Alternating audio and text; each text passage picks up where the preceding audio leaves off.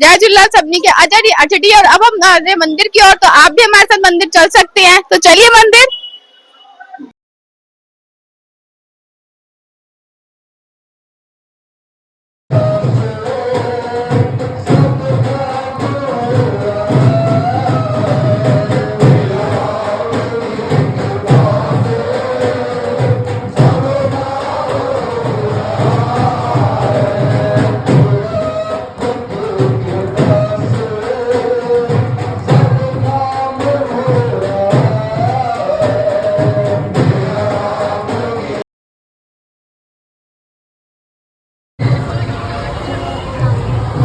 क्या क्या भरा आपने आज इतना सारे मंदिर का सामान आप जो लेके जा रहे हो?